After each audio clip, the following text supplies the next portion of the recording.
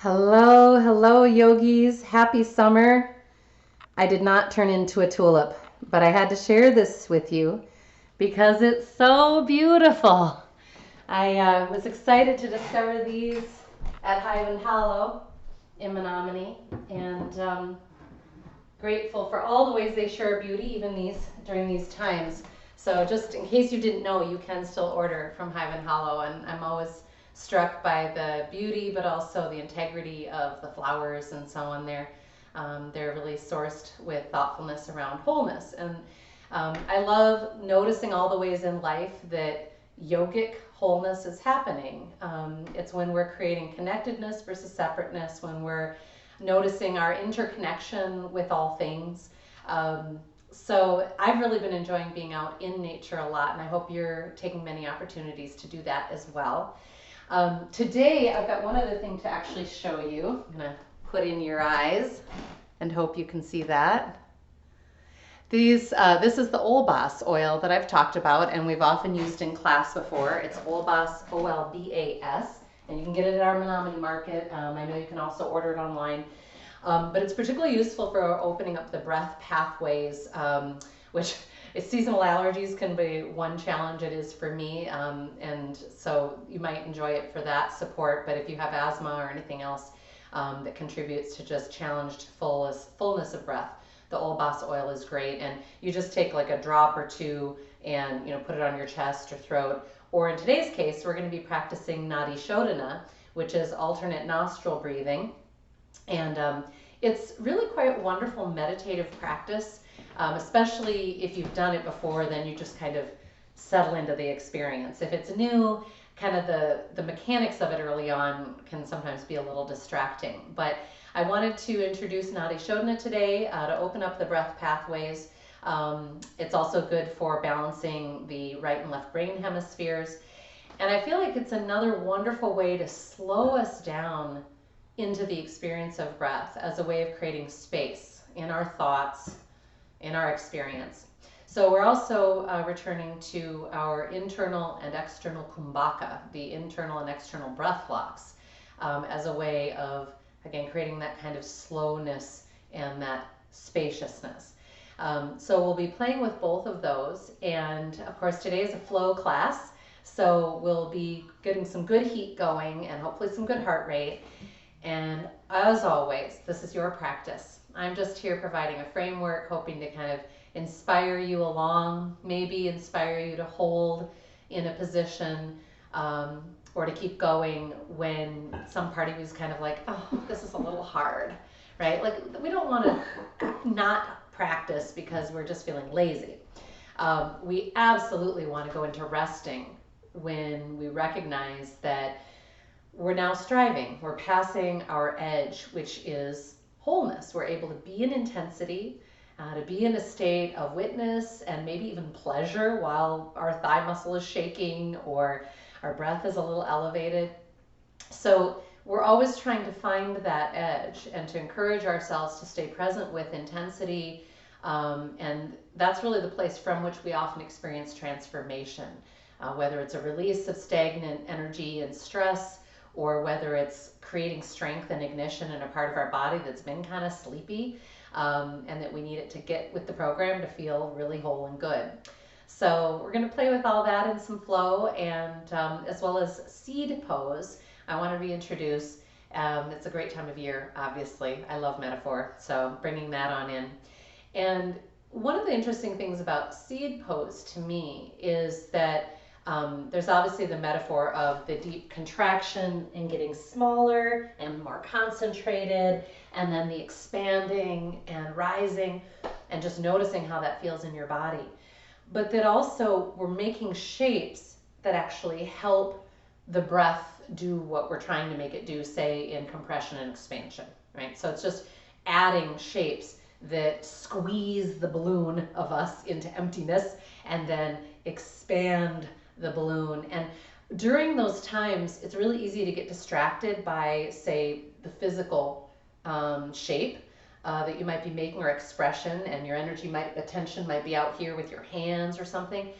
What I'd love to suggest is that in any one of our poses, but particularly when we're playing with seed, we'll be doing it laying down and then standing later, to see if you can come into breath awareness of the contraction of the breath container, that is you, and the squeezing out, out, out, and then the expansion into the front, the sides, the back body. Our lungs are back here. We forget that. So try and kind of puff up and focus on that more than our body shapes. And as always, adjust your body shape as we're going through flow. Remember to take good care of your shoulders. Not everybody's shoulders are going to appreciate this upward movement. In fact, I pulled garlic mustard for about 3 hours day before yesterday, and I'm still feeling it. And boy, was I thinking, I am so glad I practice yoga. I don't think I could be doing this otherwise. So thank you so much for joining me at the mat. I wish I could know more about your adventures, your challenges, your gifts. Please do reach out if I can support your practice in any way. You know where to find me.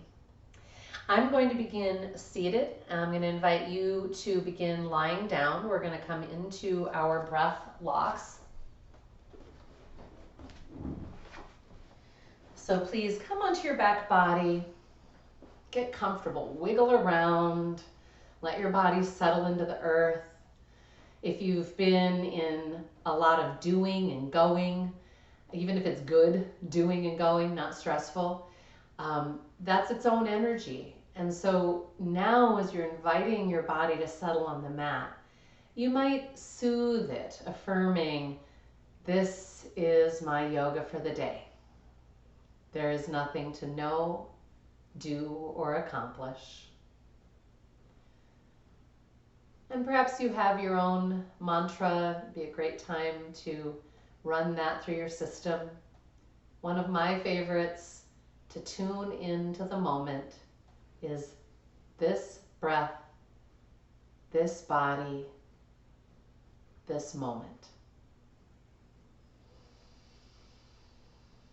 Closing your eyes, turn the gaze up and in behind the center of the forehead to come into this container that is you, this amazing landscape. What do you see in there? Colors, darkness, points of light.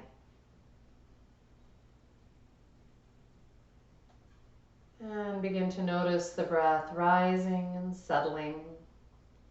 And for now, it's just a gentle presence in the chest, the ribs, perhaps feeling it in the back body against the yoga mat. Invitation to connect the tongue at the roof of the mouth behind the front teeth. The rest of the mouth soft and relaxed. And adding Ujjayi, great sounding breath, or wind in the trees. And as that wind or ocean wave sound begins to flow, my hope is it will make it much easier for you to find the space, the gap between the active inhale and exhale portions of the breath.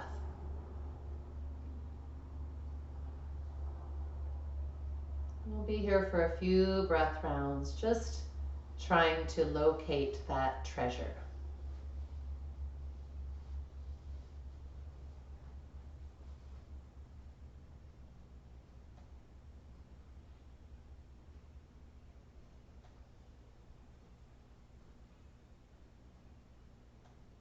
Notice if the mind wanders, that is its general nature.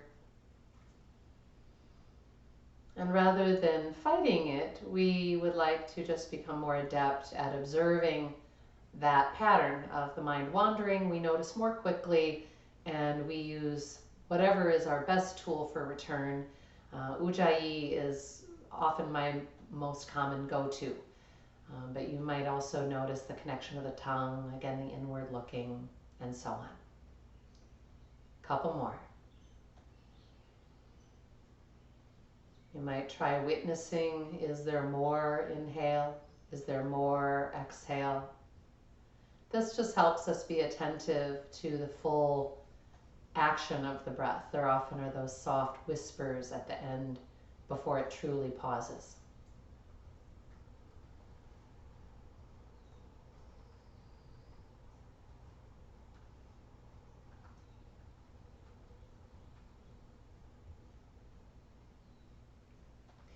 The next time you're exhaling, please then hold the breath out. So just that soft emptying, and then hold out, external breath lock, external kumbhaka.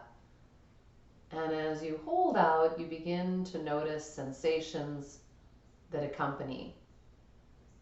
Little bits of pressure, a little bit of stretching, tugging, pulling. So scanning your body for areas that you can notice tension happening and then soften. So jaw, neck, tongue, the lung space.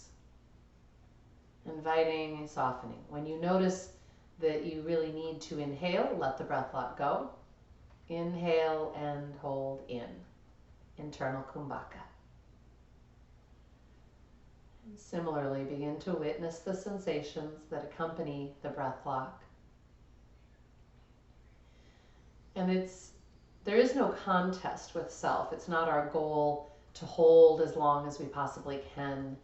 It is our goal to soften around the holding as long as we can, with grace, with a sense of peace, and then when we no longer can, witness that transition and let the breath go.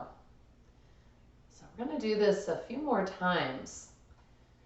And of course, your pace might be quite different than mine. It also might change as you are doing these next few rounds. When you're ready, exhaling and hold out, external kumbhaka,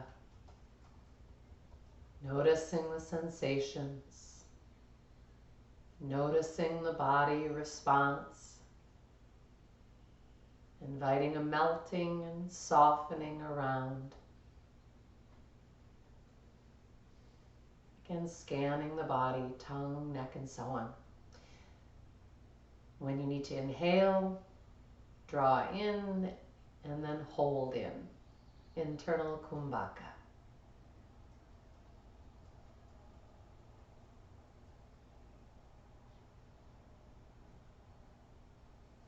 I like to imagine, especially on the holding in, that where my breath is expanding, I like to just imagine my body softening and expanding to accommodate.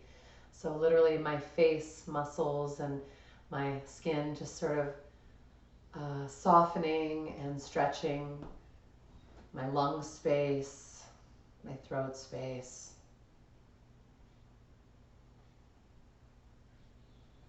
I often find that I smile softly here without having intended to, just by inviting this to be an expansion, a thing of ease. And when you need to release, please do. Now you might already be on your next round of holding out and holding in. Great. Follow your rhythm. As you're ready, hold out. Be in a form of witness, asking, can I soften around this? Is there any part of the body that's holding tension or contracting? You might also begin to observe if there is a difference for you in the holding out or the holding in. Either a difference in physical sensation or also how you feel about it emotionally. Do you feel a little anxious? Does one make you feel more peaceful, more meditative? Observing.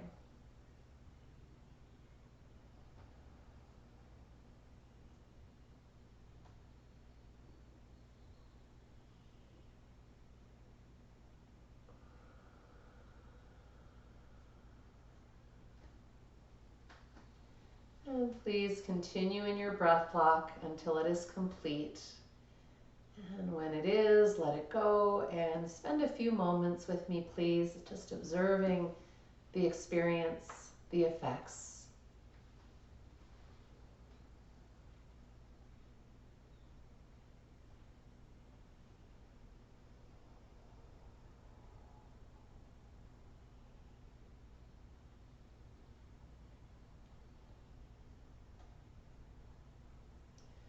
And I find this breath practice, this pranayama work, to be very settling. So if I've been kind of zipping around, either in excitement about stuff I'm getting done, pulling garlic mustard, it was exciting, feeling of accomplishment, I must say. Um, or if it's been stress, worries, anxieties, and so on that have made my layers feel a little fluttery and unsettled, I find that breath blocks are very settling for me. And my hope is that they also help us get into that slow, deep, and wide yogic breath. Let's take it deeper now into compression and expansion. So the next time you are exhaling, powerfully drawing down through that abdominal wall, emptying, flattening your back into the floor, and asking, is there more? This is a much more powerful release than a regular exhale. When there's nothing left, soften. Witness your spinal curve returning, breath filling, hopefully front, sides, and back. Is there more? Sipping a little extra. And again, exhaling, compression. Check in with the neck. Invite it to remain soft while you're galvanizing this incredible power in your center body. We'll do a couple more just like this. Great way to wake everything up. If you know you've got particular areas of weakness, maybe those low abdominal muscles right kind of between the hip bones, above the pubic bone, you can even use your fingers to press there to talk to those muscles. And we're going to take that same intelligence now into our seed pose. So as you're ready, bring the knees towards the belly, holding with the hands, shoulder heads activated down, of course. And I've got my thighs activated, feet flexed so that I'm not floppy anywhere. Enjoy a long inhale, best you can. It's a little challenging here with the thighs and the belly in close proximity. Exhale, drawing the belly down and in like you did for compression. And if it feels inspired, make your little seed pose by drawing your chest further towards the thighs, coming into a little sit-up motion. Emptying. Inhaling, releasing, allowing that full expansion of the inhale. Even if you need to release the seed, letting the knees move away from the belly, and we'll make the seed again, but it's initiating from the belly, drawing down, compression. And of course, if coming into the sit-up bothers the neck, don't do that portion. If you're here, check that the action isn't trying to bring the head towards the knees so much as powering down through the belly, and that's what makes that tight little seed shape. The neck is comparatively relaxed. 2 more like this, and again, you've got the option to just do the breath, or you could add the hands behind the head for support. Lightly connecting with the tongue. Otherwise, no big contractions in the face, the neck. Last one.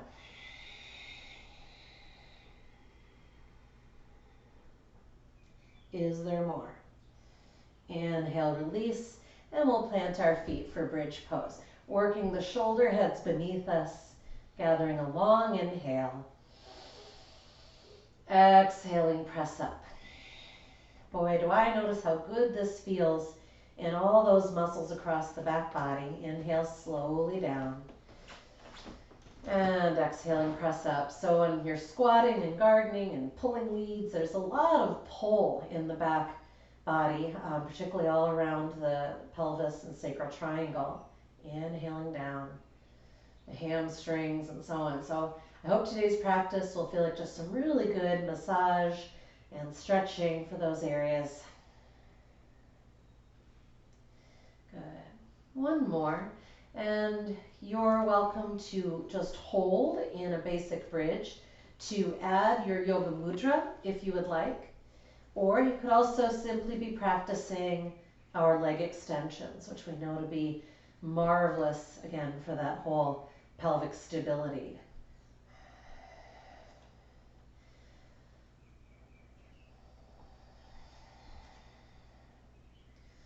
And slowly on down. Good. I'm going to bring right ankle to left thigh for reclined pigeon and bring the whole deal towards the chest, hugging the right knee tightly, shoulders and elbows in and down, and rotating a little left. Oh yeah. So we're doing some good work today in our flow that will really wake up and strengthen the glutes. I've gotten some good feedback about that in some similar previous flows, so I hope you'll feel those muscles. Right here, we're giving them a nice stretch, a little massage. And in your own time, slowly return, replace the floor foot, and switch.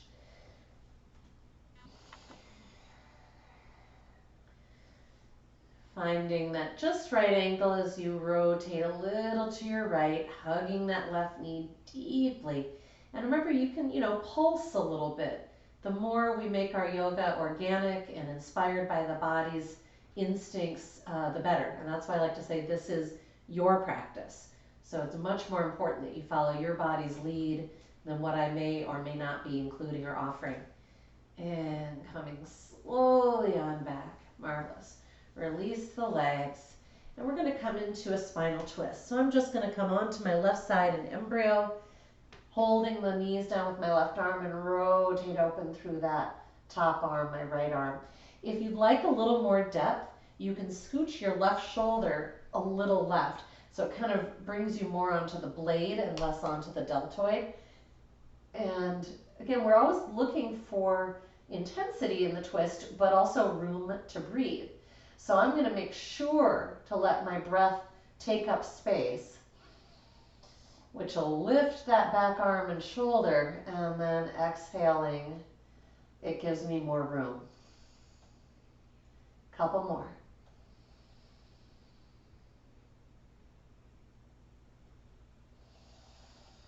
You might play with the angle of that back arm, and if you even want to extend out that left leg. One more deep breath.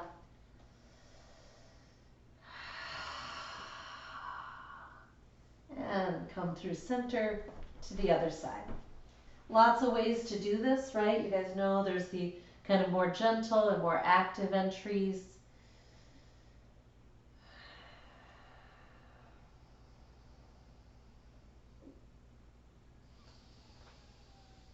Is there more? Is there more? And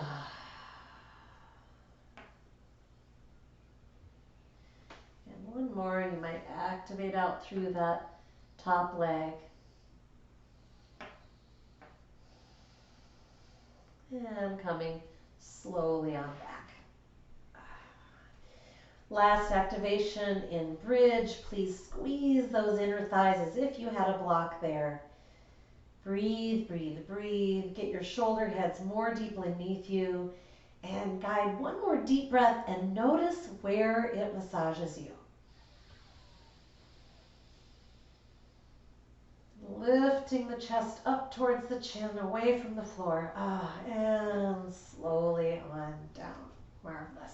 Go ahead and spinal rock on to hands and knees. Little cow cat, intelligent hands. Inhaling, draw forward through that heart space. Exhale, cat back. It's a great time to stretch that area between the shoulder blades that takes on so much tension from daily life and gardening and other stuff, computer work. We now have the benefit of cows being pastured, by the way, right outside my house.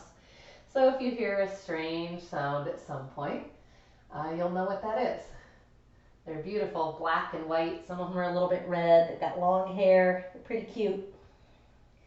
All right, inviting you to come into your first downward facing dog with me. Middle finger straight forward. Curl those toes under. Shoulder heads activated down. Get that core to take you up and back. Drishti gaze between the feet. And here in our first dog of the day, initially just pedaling. Downward facing dog is a wonderful stretch for that whole posterior chain back body. We also want to train ourselves to use our core strength in this pose. So see if you can draw that rib cage sternum point back into the body, and how that takes you from maybe kind of a hunched up position in the pose to an elongated, supported pose. And you should feel really stable. You should be able to lift one hand and then the other. Good. We're going to come down onto our knees, walk those hands forward about a hand length. Inhale forward to your knee down plank. Check your position. If you feel the weight too much in the wrist, the hands are probably too far forward. Exhaling, chaturanga, bend the elbows, maybe just an inch. And then all the way to the floor for cobra. Activate down through your pelvic triangle. No wings, no shrugs. Inhale and exhale a few times. So I'm really letting breath initiate motion, and we want to focus more on the elongation of the spine and less of the idea of coming up. So think about that rooting through the pelvic triangle, that drawing forward through the heart. And lastly, if you'd like to add a little engagement with the arms into a king cobra, notice my hips have stayed rooted. There's no wing, no shrug. If you'd like to briefly reach the chin up, go for it. And then release. I don't recommend ever dropping the head back. Reaching the chin up is different. It may look somewhat similar, but there's still space between the vertebrae when we're doing the chin reach. And I also don't recommend holding that. We're just using it as a wonderful stretch. All right, we're going to come into jet airplane, fingertips tented, shoulder heads activated. I can feel my triceps from Monday's class actually and working this deep kind of squeeze of the upper arm towards the ribs. Anchor through the pelvis, and it should be an anchoring down with the pubic bone such that you get that pelvic tuck. I shouldn't be feeling a big arch in the back or any low back pressure. Same extension as you did in cobra. Inhaling, extending. Feel the shoulder head squeezing down and kind of in. Little shoulder blade sandwich. And if it feels good to you to hold in jet airplane, then go ahead and play if you'd like with sweeping one arm forward, one arm back. Again, honoring your shoulders. If that sweeping position doesn't feel good, then you can just do like so. And releasing. Turn your head to the side.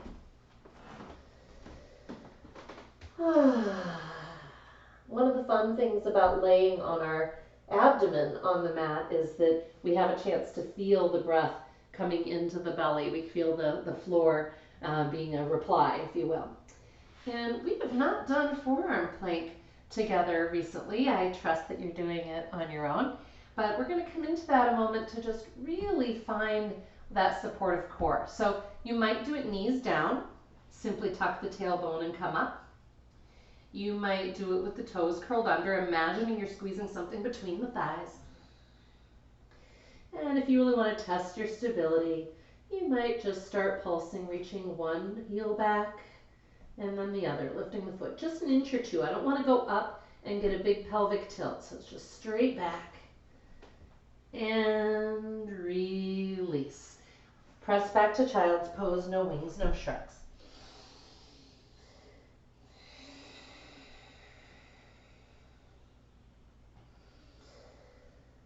Tension on breath, where you feel it in the body, inviting it in front, sides, and back. Finding the gap, the pause.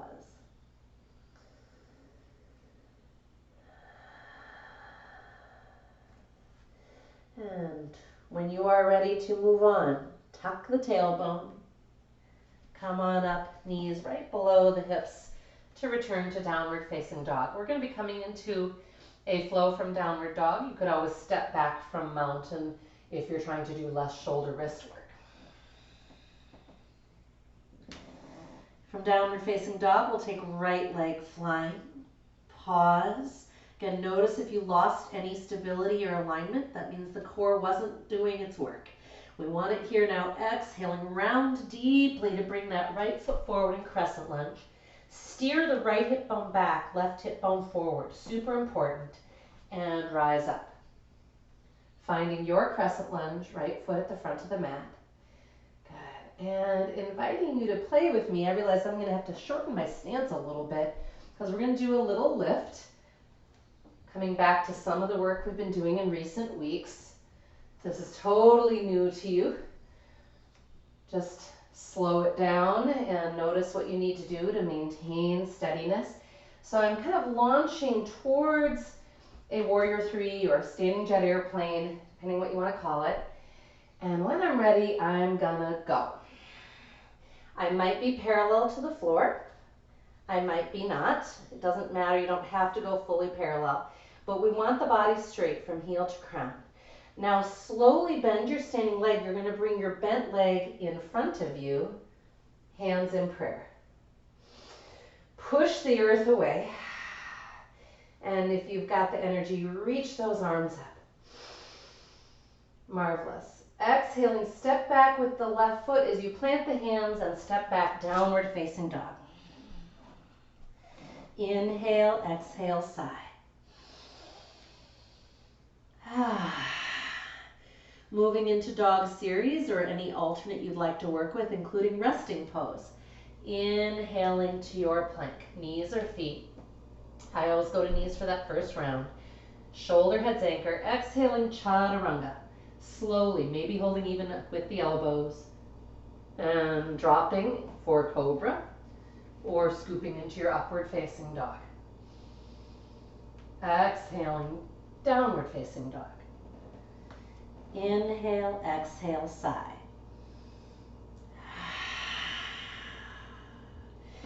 Inhaling, left leg flying. Pause. Again, notice if you've given up anything, if you've collapsed through your chest, if your arm bent.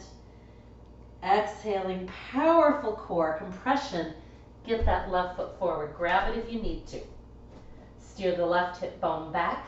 It's like you're internally rotating your thighs.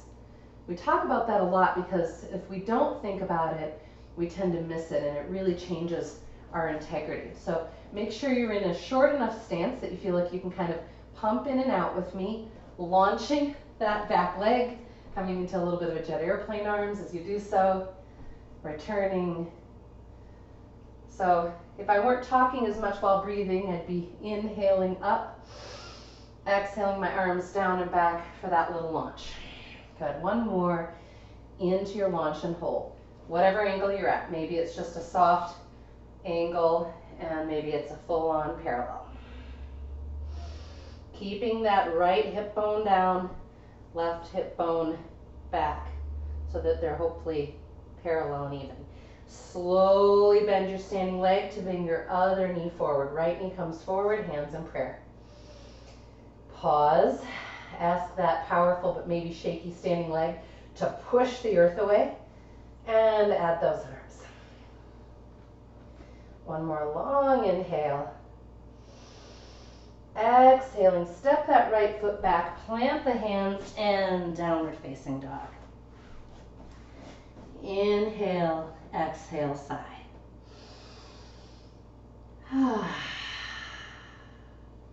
Slowly walk the hands back towards the feet, pushing, pushing, pushing, hold in your ragdoll. This is a challenging place to breathe, so we've got to, again, be committed, kind of lifting a little for the inhale, or remember you can always do a kind of extend halfway. Next, inhale, root and rise. Drop the butt and press up. Big butt squeeze. Exhaling, prayer hands. Close the eyes if you'd like. Pause. Notice. Notice breath. Notice heart rate. Notice those muscles you woke up in your legs. And we're going to come into tree pose. I figure that's kinder than leaving it for the end after we've done even more leg work. We talked recently in one of our classes, though, about how this is, in fact, I think it was Monday, it feels like forever ago, but that there's a tendency to be in perfectionism in tree pose, right? We want to do it right, we want to not shake or wobble. But actually, I really hope that you'll be willing, after you find your integrity in the pose, to challenge it by closing the eyes or averting your vision up and down.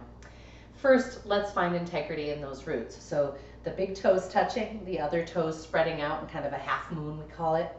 And then one of the critical pieces to my balance is actually the activation through the thighs, squeezing as if I've got something between there, a piece of paper that I want to hold on to in a big wind or what have you. And seeing if I can create more connection down through the inner line of the foot. We know that when we lose our balance in tree, it's usually the outer line of the foot, or the inner line of the foot peeling away. We go to the outer line of the foot. And that's true when we're walking or doing anything else. So we want to wake up these muscles that help deliver those roots. When you're ready, come on in, either kickstand or to the calf. Find your version. Eyes might be closed. And one of my favorites is to take the eyes down and then up. And sometimes I'll move my arms along with it for that extra little challenge. And I can feel all that wiggling happening in my standing foot. So even though I'm not falling over in this pose, there's a lot of wiggling going on. There's a lot of effort, a lot of intelligence. Bring breath to it and slowly release. Whew. Shake out that standing leg. If your low back ever feels ignited, you can always go into a rag doll and then come into your other side. The other foot coming into kickstand.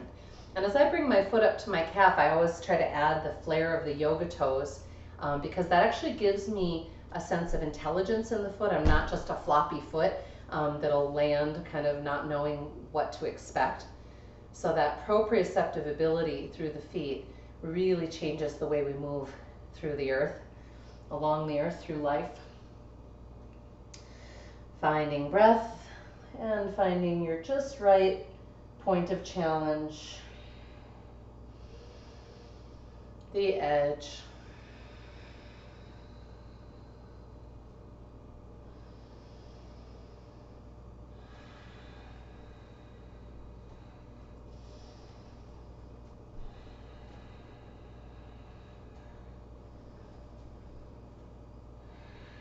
Make sure to really reignite that standing leg so that you can deliver that downward power. So it's ignite in, power down, and release.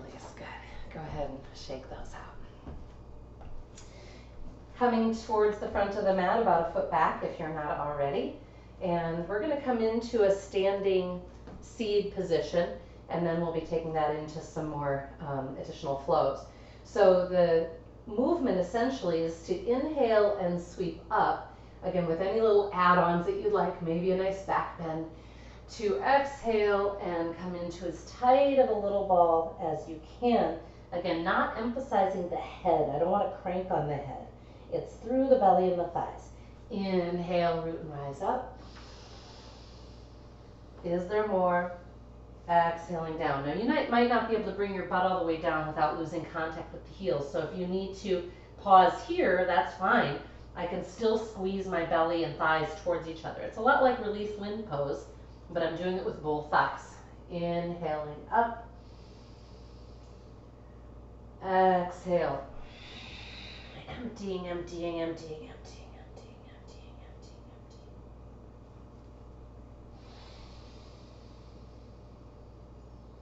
One more.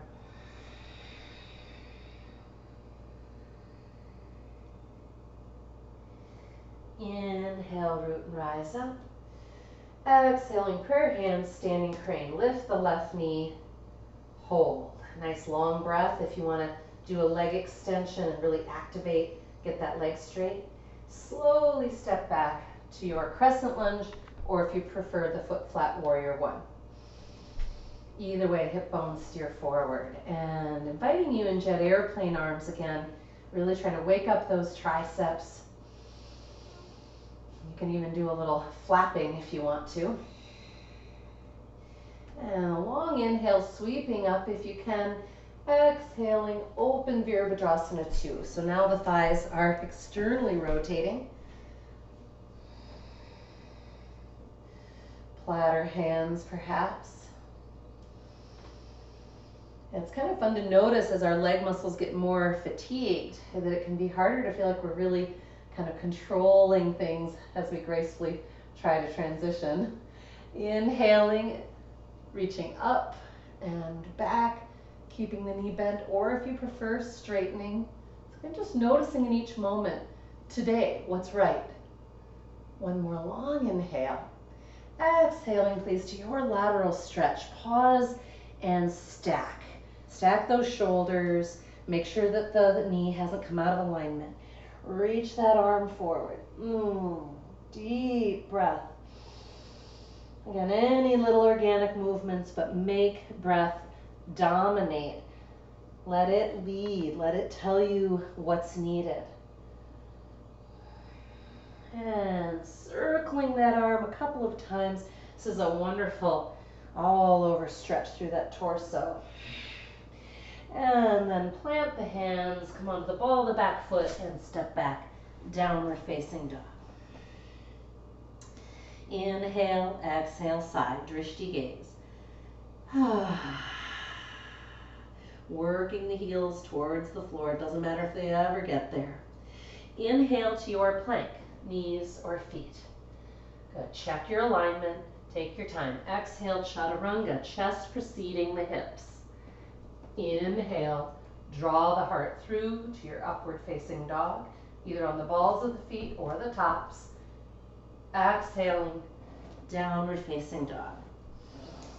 Inhale, exhaling, sigh. Good. You might choose to walk your hands back to the feet again, or since we're returning to the front of the mat, you might bring one foot forward at a time, or if you would like, a hop. Bend the knees, inhale, look forward. Exhale, belly lift, hi-ya, to help you hop forward. Inhaling, root and rise. Exhaling, prayer hands. Pause, notice breath. Inhaling, root and rise. Exhaling, standing crane, now with the right knee lifted. You might extend that leg briefly, pushing, rooting, reaching, and step back. Again, either crescent lunge or warrior 1 foot flat.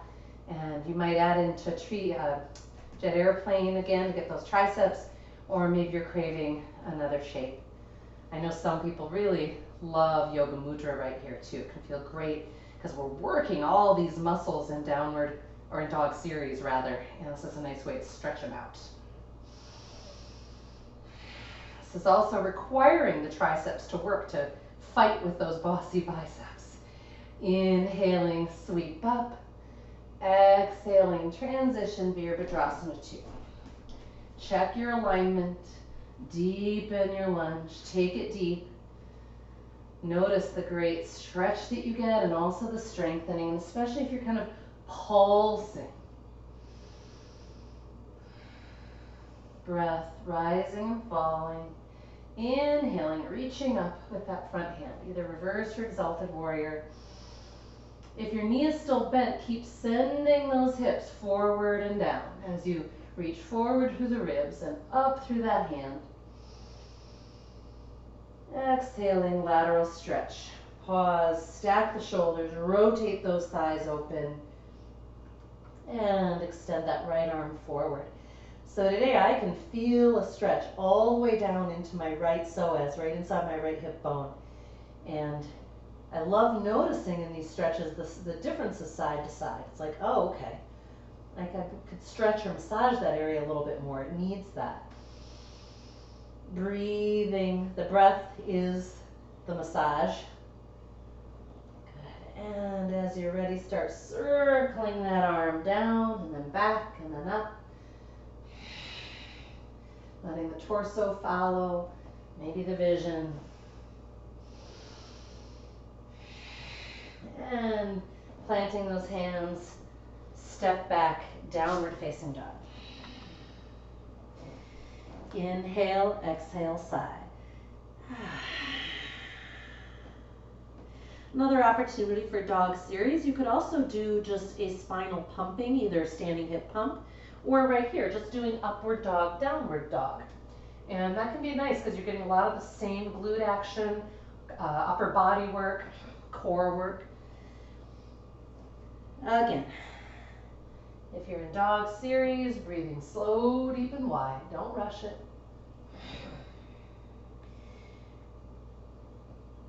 And again, noticing what you would like to do to resolve. I'm going to walk my hands back to my feet this time. We're going to be going sideways on the mat, so it doesn't matter really where you end up, front or back. Inhaling, root and rise.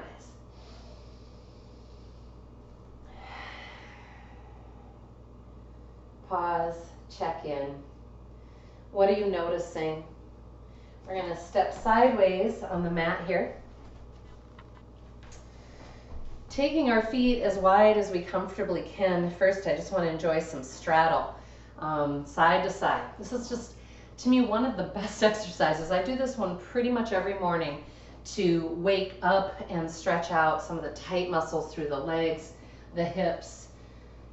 And you can even, if you choose to get it to go into your kind of side body, again, I can feel the stretch all the way up along the outside of the ribs and armpit. You can also make this a cardiovascular action by doing a nice kind of deep movement from hand to hand. A lot of activity muscularly to make that happen. I'm not just kind of swinging through space. I'm reaching and reaching. And at some point, if you're not already there, come on down to the floor with the hands if you can. Otherwise, of course, you can stay up on the thighs and hold. You're holding with your hips all the way towards one foot.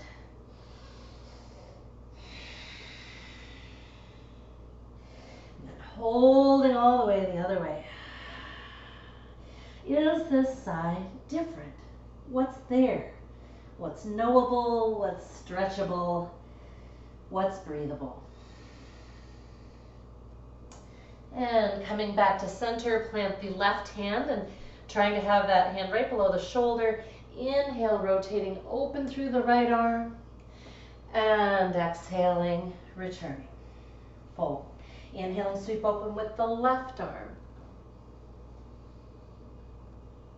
And exhaling, fold. Let's do that again. Make sure your weight is not in your heel, but mid-foot. Inhaling, opening. Exhaling, returning. Inhaling, opening. Exhaling, returning.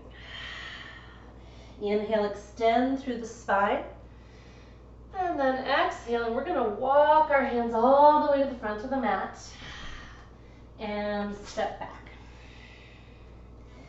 We're going to come into our pigeon with tractioning. Now, you could have potentially come there from that lunge, but I find that that often takes a lot of people into a knee torque that I don't really want happening. So from your downward dog, when you're ready, bring your right knee behind your right wrist. Reminder, you could do reclined pigeon again, like we did.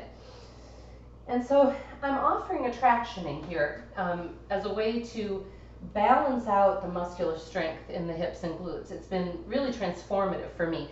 Those of you who find during train tracks that you have a lot of imbalance, this will also help. So right here, I want you to just first check in. What does it take to squeeze as if you're trying to shorten the yoga mat using your right leg to draw back? And what's happening is it kind of brings my body up. I'm not making that happen. I'm going to add that back leg, curling the toes under and engaging the thigh bone towards the sky. And so I should feel like I'm right up off the floor. The body is engaged there and theoretically doesn't need my arms. I say theoretically because it's a lot in the beginning to try this. So let your torso come somewhat low. We're not trying to be straight up. And see if you can release your hands back into a jet airplane. Keep squeezing. Keep breathing. And I usually only stay there for 2 or 3 breaths. And then gently release for a moment into your classic pigeon. Great place for a sighing breath or even that big release through the mouth.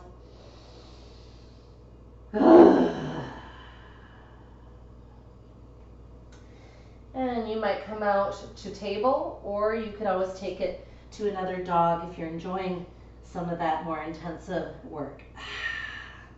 And bringing the left left knee into pigeon.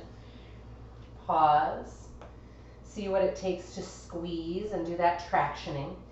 And so when I first started doing this, it felt completely different with my left side here. It's starting to really even out, but it's a year and a half later of me practicing this.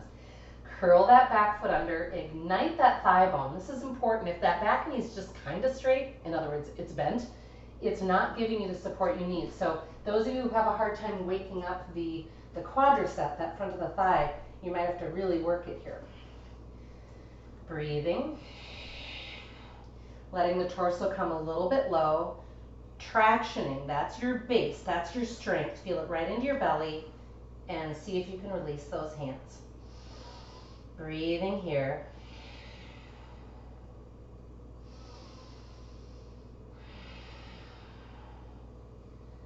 And releasing.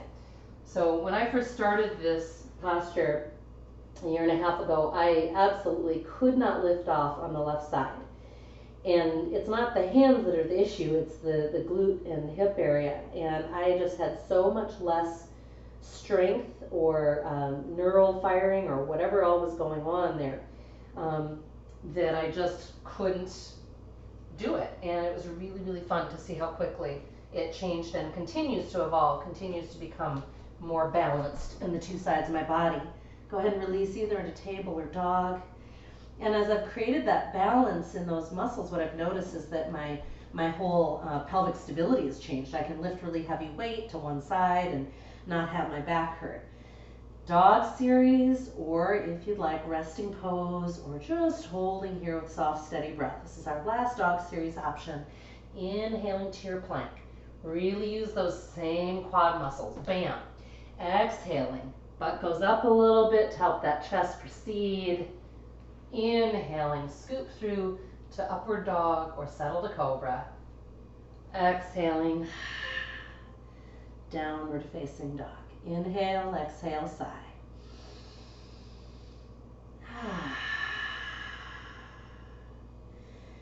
And so I'm going to bring us into our Nadi shodhana. And so I wanted to tell you how I do this. I just take my Olbas oil. You could also use just some straight eucalyptus oil or peppermint or something like that. This is a blend of those and more. And I put a couple drops in there at most. And you want to be careful that you're not then getting it on your fingers that you're going to then be touching your face with. So I always want to share ideally how one might do it, but then remind you your job is to figure out how your body is comfortable doing it, right? So the traditional way of using your hand in this pranayama practice is that we're using the thumb to close one nostril and the pinky and ring finger to close the other nostril alternatingly. And the middle and index finger basically just stay out of the way. And traditionally people practice it with those fingers just pressed to the center of the forehead. I find that really awkward. My neck angle doesn't like it, my shoulder doesn't like it, so I don't do it that way. So I just keep them up and out of the way, but straight up and not trying to touch them to my head. And so the basic thing to know about this from a mechanics standpoint is that I am going to be closing one nostril in order to inhale, and I'm going to be switching the closure in order to exhale out the other nostril.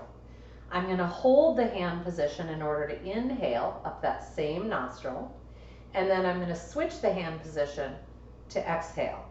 So I'm only moving my hand in order to allow the exhale to move out of that next nostril, basically. So it's not really all that complicated, but in the beginning you might be a little like, did I mess it up? Don't worry, right? You're not going to get hurt doing this. But it is wonderful if you can settle into a really peaceful experience with it. If you can find a good and peaceful seat, that's helpful as well. Maybe it's on a chair or a couch or something, otherwise a bolster. And so when we're ready, just close your eyes, find that nice long spine, make sure that excuse me, your body feels as peaceful as possible. And first, please close your right nostril and inhale up the left. And in order to exhale, switch the closure. Hold the hand as it is in order to inhale up that same nostril. And in order to exhale, you'll switch the hand. We'll continue in this way, inhaling and switching the hand in order to exhale. Now as you continue, please, I invite you to notice if in fact you're quite stuffy, maybe only on one side. Be patient and be willing to kind of thread the breath past that stuffiness. This is a great chance to notice our instincts. Do we kind of just pound at it and fight at it and force it through? Or can we just sit back and allow it to happen? If in fact you're so stuffy you just really cannot get enough breath through, then simply open the mouth a little bit so that you're also sipping breath through the mouth. You can also release the pressure on the nostril, but I prefer the mouth sip myself.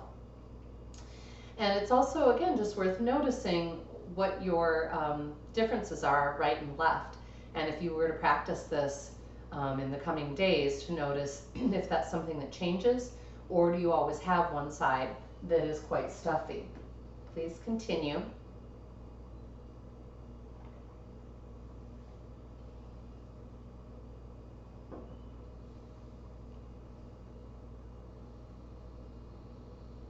Notice if you are experiencing any unnecessary tensions in the eyebrows, the tongue, the jaw.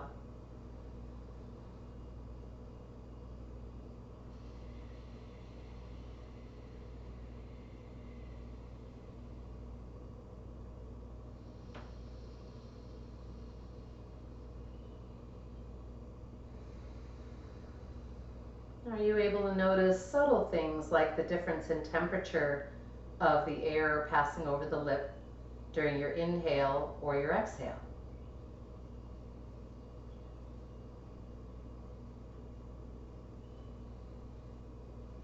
It's great. I can feel the Olbas vapors making their way deeper into my throat and sinuses.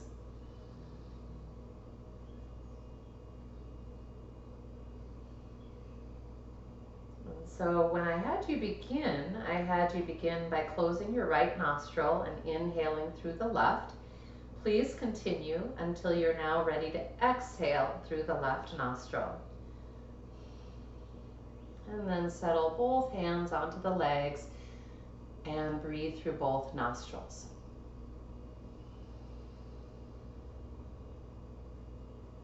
What is it like to breathe through both? And did anything shift for you during the Nadi shodhana? Did something open up that was closed?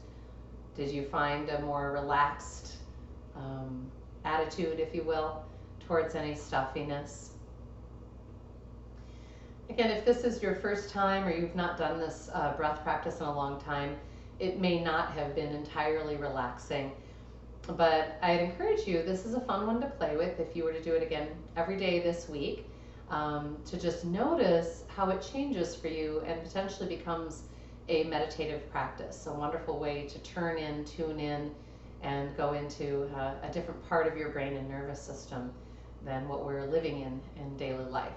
So I'm always appreciative of any tools that do that for us, and pranayama breath practices to me are one of the absolute best. They work reliably to change our material. So when you are complete with that, I'm going to invite you to close the physical part of your practice with support from the block under the sacral triangle, or if you're preferring, you're feeling more like you need the release between the bra strap or between the shoulder blades, then you'd put it along the bra strap. Otherwise, with either bent knee or legs straight and body draping. Go ahead and enjoy and breathe in this shape as long as it feels great for you.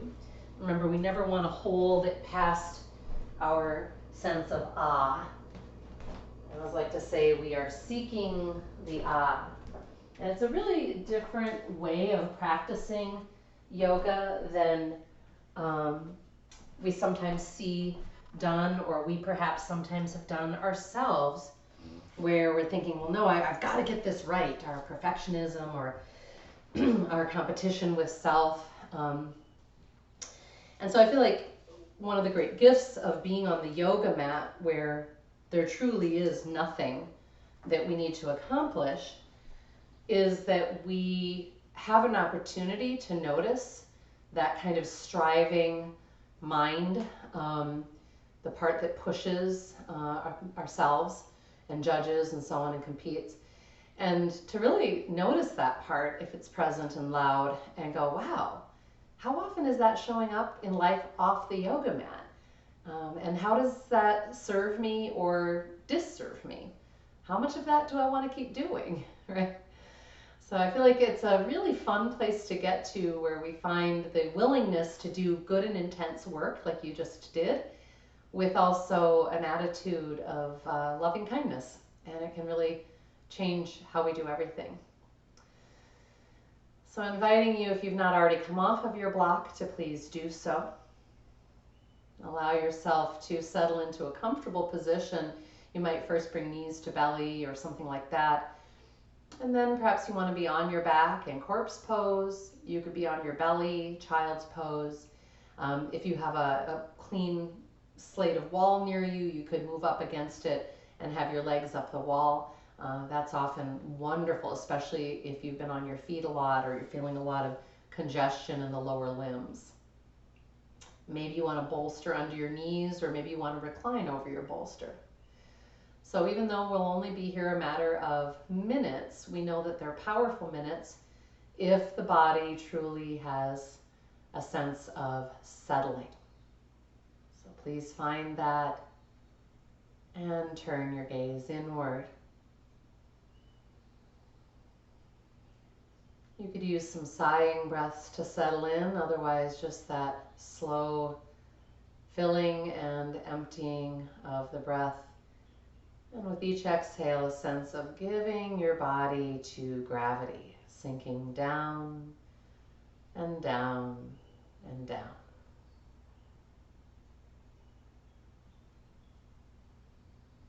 Witness the breath now in its totally soft and more passive form. Just like a baby sleeping, you should witness a gentle rising and settling of the abdomen. You might feel a little bit of it in the chest.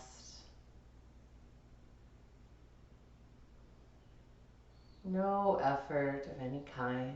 Soft neck. Soft, expansive face muscles.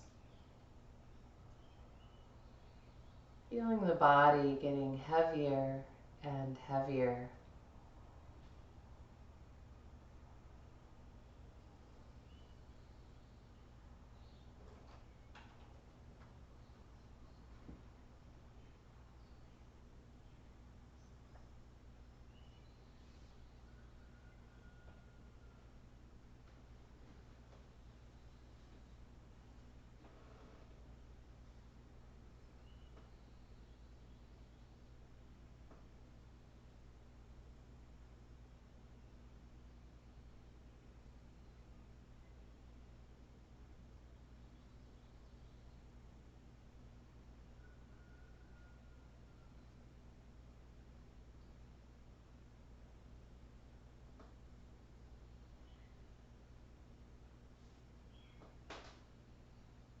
Notice if your mind is wandering off anywhere, if it's still active, and invite it to draw back into your body experience, its heaviness, its softness, its spaciousness.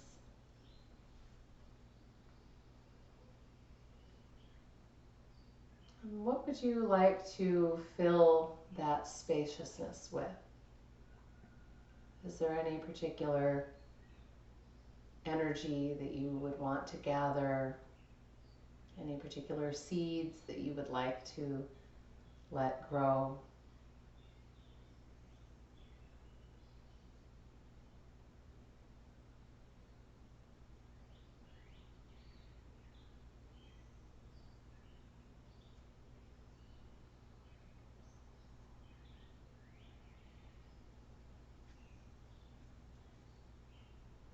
And if you have found a deep and settled place and you're perhaps really enjoying, again, fertilizing particular seeds, letting that energy move throughout the body, please continue.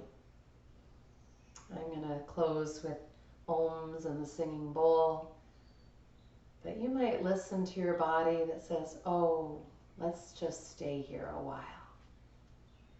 It's a powerful thing when you can override some of the get up and go instincts.